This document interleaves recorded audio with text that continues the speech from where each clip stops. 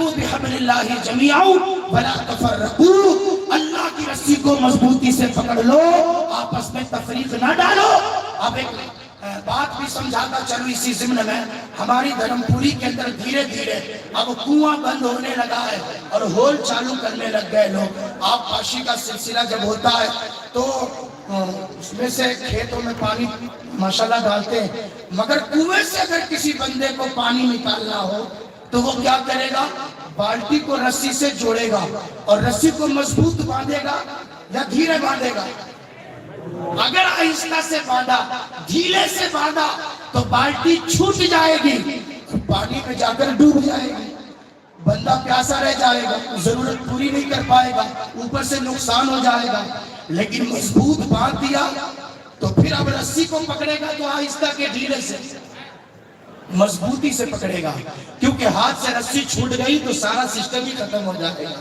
حضرات اسی لیے قرآن نے کہا مضبوطی سے پکڑو اللہ کی رسی کو۔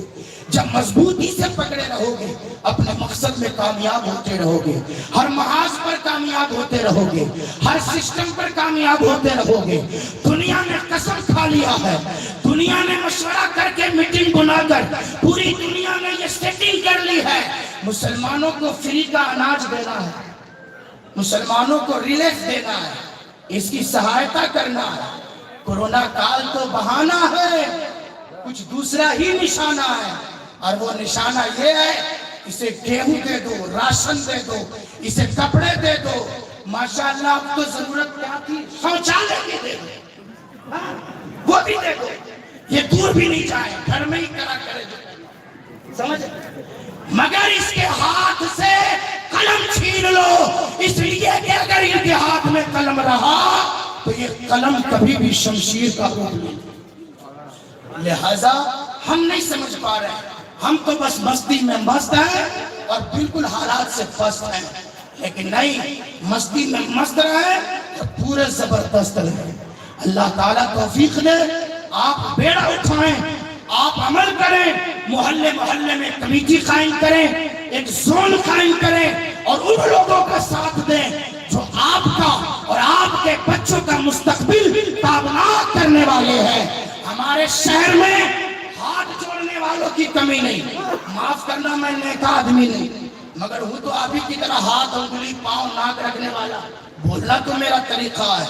آج سے میں ایک آخری پیغام نشر کرتا ہوں، پورے ہندوستان کے خطاب میں یہ میرا مسئلہ ضرور ہوتا ہے جو میں بولتا ہوں، وہ یہ ہے الیکشن کا دور آئے گا، آپ کے سامنے ہاتھ جوڑا جائے گا، آپ سے ووٹ کی بھیک مانگی جائے گی۔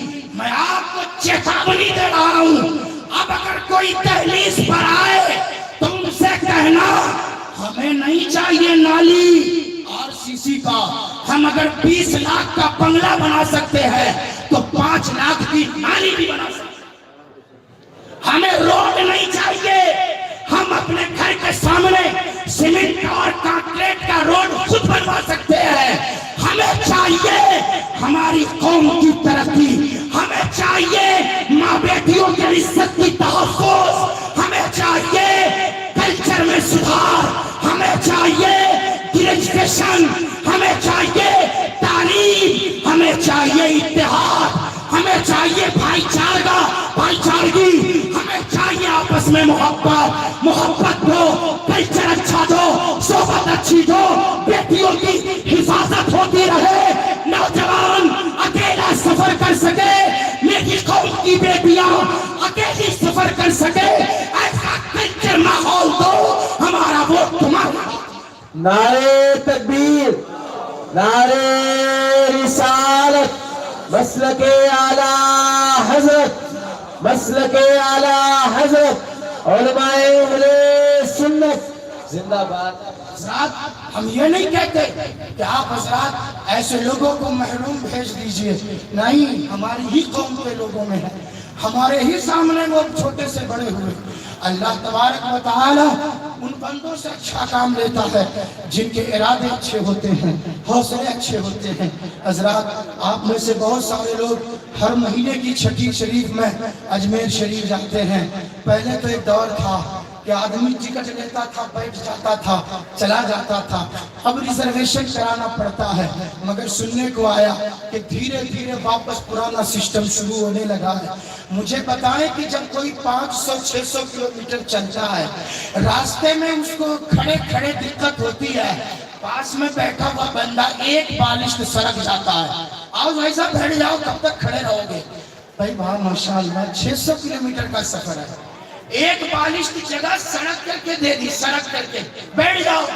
اب جب تک 600 کلومیٹر کا سفر نہیں ہوگا، ہر اسٹیشن پر اس سے پوچھے گا چائے پئیں گے، پان کھائیں گے، ناشتہ منگاؤں؟ ماشاءاللہ نمبر دے دو، بڑے اچھے ہو آپ، ہمارے شہر میں آنا تو فون کرنا. باپ بھائی 600 کلومیٹر کا سفر آسان کیا، ایک بالشت کی جگہ دے دی. وہ ایک سفر میں اتنا مرید ہو گیا، گھر کا ایڈریس تک دے دیا، نمبر بھی لے لیا، اور پھر ہر اسٹیشن پر نخرے اٹھانے لگے. سوچو مسلمانوں، جو ایک سفر میں 600 کلومیٹر کا سفر آسان کراتا ہے، اس کے اتنے نخرے اٹھاتے ہیں، مگر مسجد کا امام پیدا ہونے سے لے کر موت تک، اور موت سے لے کر جب تک امام رہتا ہے، اس کے لیے دعا، اس کی زندگی میں آسانی پیدا کرتا رہتا ہے. اس کی سہولت کب کی جائے گی؟ حالت یہ ہو گئی، امام صاحب سائیکل سے چلتے تھے، موٹر سائیکل لے لیا تو تھوڑی سی پیٹ میں درد ہو گئی، اب کار لے لیا تو ہاتھ فیل ہونے لگا. بھئی مولانا کہاں سے لاتے ہو؟ تو مولانا تو بینک لوٹ کے لاتے ہیں. اللہ کا شکر ہے، قرآن پڑھنے سے، روزہ رکھنے سے، شریعت پر عمل کرنے سے، اللہ کریم کی حضور جھکنے سے اللہ کی رحمتیں مسکراتی ہے، کاروبار میں برکت ہو جاتا ہے. آپ ہی کا دیا ہوا 10,000 15,000 اللہ اس پہ اتنی برکتیں عطا کرتا ہے کہ اللہ پاک اپنے گھر کے مصلے پر کھڑے ہونے والے کو لوگوں میں ممتاز بنا دیتا ہے، باعزت بنا دیتا ہے. لہذا علماء کی قدر کریں، اماموں کی قدر کریں. مگر امام بھی سب نہیں، یہ بھی کہہ کے جا رہا، وہ امام جو امام ہو، علی پھٹا کے مام نہ ہو. سمجھ رہے؟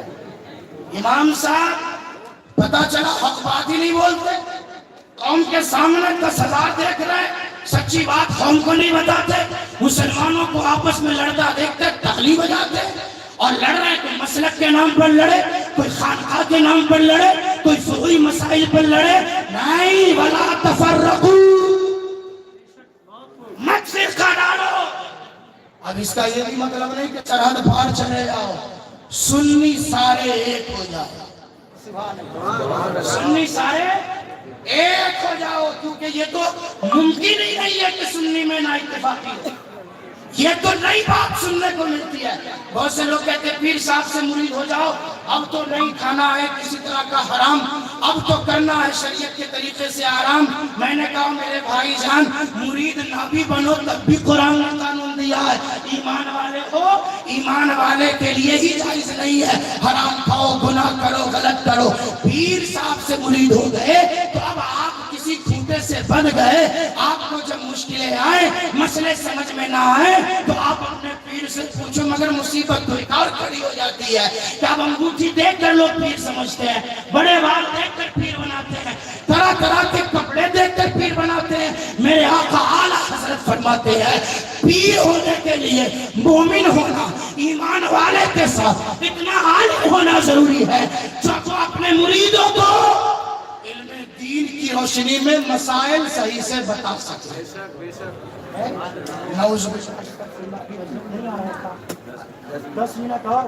میں تو سمجھا تھا کہ زکوٰۃ کے طور پر 20-25 منٹ ملے گی، مگر حضرت لوگوں نے تو مجھے مالک نصاب بنا دیا.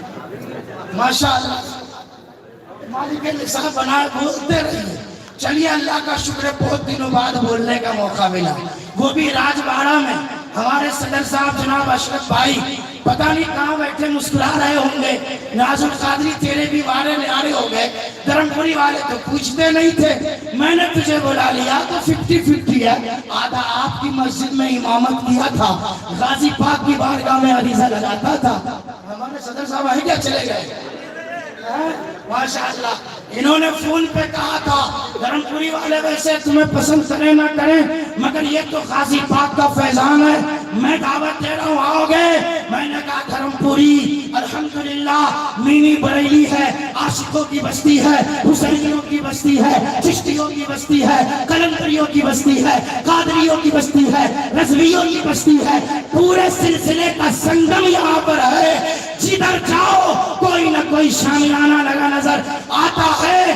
آج عرس غازی سے یہ پیغام عاشقوں کے نام ہے، لگنا چھوڑو، سنیوں اتحاد کے ساتھ جیو، اتحاد کے ساتھ۔ اور اس اتحاد پر کام ہمارے علماء، ہمارے مشائخ بہت عمیق نظروں سے کرتے آ رہے ہیں۔ آج فروعی مسائل کا سہارا لے کر کوئی کسی کے خلاف کوئی ٹوکری لے کر بیٹھ جاتا ہے، کوئی خانقاہ لے کر بیٹھ جاتا ہے، نہیں۔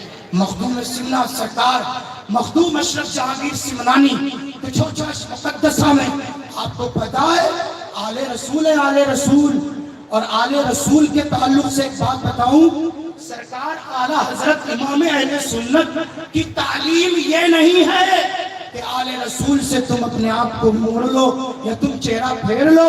اعلیٰ حضرت تو یہاں تک کہتے ہیں تیری نسل پاک میں ہے بچہ بچہ نور کا، تو ہے عین نور تیرا، سب گھرانہ نور کا۔ میں بات جو پوائنٹ کی کہنے جا رہا تھا وہ اب میرے دماغ میں آئی۔ آپ لوگ ایسا اچھا سن رہے ہیں نا کہ جو ہم یاد کر کے آئے تھے وہ تو بھول گئے۔ اب تو میں اپنی طرف سے جو تقریر کیا، اصلاحی گفتگو آج کل میرا شیوا ہے۔ کچھ دنوں پہلے اجمیر شریف میں ایک گھٹنا ہوئی اور اس گھٹنے کو وسیلہ بنا کر بہت سارے لوگوں نے اپنے اپنے طریقے سے اپنا اپنا بیان دیا۔ نیاز القادری یہ اچت نہیں سمجھتا، یہ بہتر نہیں سمجھتا کہ اس گھٹنے کو یہاں گھٹنا ٹیکنے پر مجبور کرے۔ ہم صرف اتنا کہنا چاہتے ہیں، اگر کسی کے سامنے حضرت ابو بکر صدیق کا تذکرہ کیا جائے، چہرہ اتر جائے، تب بھی سمجھنا کہ ہمارا نہیں ہے، اور حضرت علی کا تذکرہ کیا جائے اور چہرہ سکڑ جائے تب بھی سمجھنا کہ ہمارا نہیں ہے، اور دونوں کا تذکرہ ہو اور اعلیٰ حضرت کا تذکرہ کرو اور چہرہ اتر جائے تب بھی سمجھنا کہ یہ ہمارا مسلک اعلیٰ حضرت، مسلک اعلیٰ حضرت، علماء اہل سنت۔ ایک بات بتاؤں، مالیگاؤں یہاں سے زیادہ دور نہیں، مالیگاؤں میں آج سے 6-8 سال پہلے حضور سرکار جیلانی میاں کی قیادت اور سرپرستی میں ایک عظیم الشان کانفرنس منعقد ہوئی۔ شاعر اہل سنت حضرت خالد انور صاحب نے مجھے مدعو کیا۔ آپ کو پتا ہے وہ جلسے کا نام کیا تھا؟ جلسے کا نام تھا اصل حنفی کون؟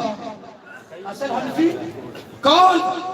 مسئلہ یہ تھا کہ شافعی مسلک کے لوگوں نے امام اعظم ابو حنیفہ کی شان میں گستاخیاں کی اور آپ کے علم کو ناپنے کی جرات کی۔